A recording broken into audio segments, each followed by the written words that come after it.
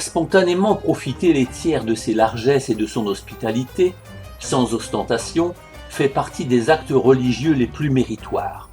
Quand ils thésaurisent des richesses, les musulmans nantis se voient taxés proportionnellement, de sorte ainsi à participer indirectement à l'essor économique et social de la collectivité. Le fric, sous toutes ses formes, est indéniablement le faux Dieu le plus populaire de ce monde. Et c'est pourquoi la Bible et le Coran ont pareillement fustigé l'amour immodéré des richesses. Par ailleurs, les économistes s'accordent sur le fait qu'une épargne excessive nuit à la croissance économique et favorise la récession.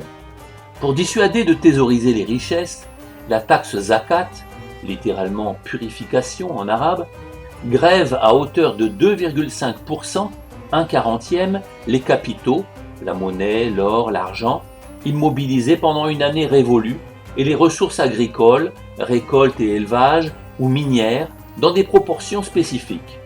Ceux qui font circuler leurs avoirs, en les dépensant aussi bien pour le nécessaire que pour le superflu, en prêtant sans intérêt aux nécessiteux, ou en investissant dans des affaires, l'actionnariat, s'en trouvent alors partiellement ou complètement exemptés.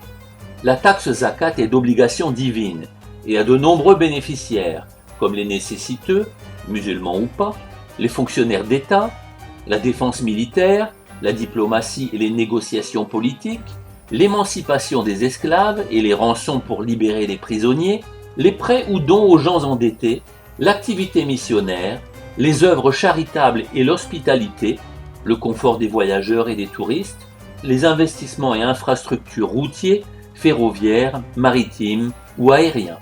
Selon la loi islamique, Sharia, les musulmans seuls y sont assujettis. Les citoyens d'autres confessions, participant de façon plus modique aux dépenses publiques par une contribution spécifique, la jizya.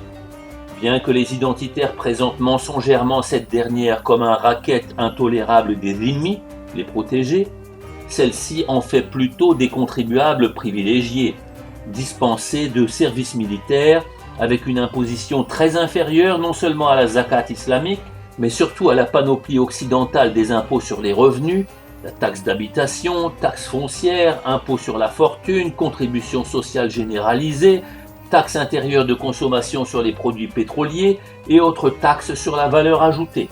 Ceux que Dieu a dotés avantageusement doivent être charitables envers ceux qui sont moins favorisés, et en aucun cas les repousser sans ménagement. Il faut se montrer compréhensif et accueillir avec de bonnes paroles tous ceux qui réclament de l'aide, y compris ceux qui auraient pu nous manifester de l'inimitié.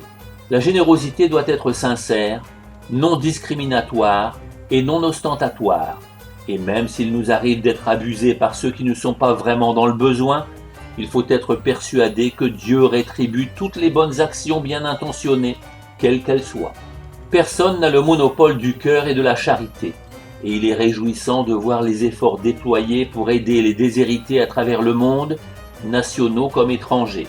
En dehors des ingérences missionnaires ou impérialistes qui profitent de l'indigence et de la crédulité des populations défavorisées, la bienfaisance désintéressée, d'où qu'elle vienne, doit être saluée et encouragée. L'hospitalité musulmane est d'ailleurs un droit inaliénable pour le voyageur et pour tous ceux qui demandent asile et protection, et ce devoir est devenu tellement spontané et généreux qu'il est réputé et force l'admiration de tous.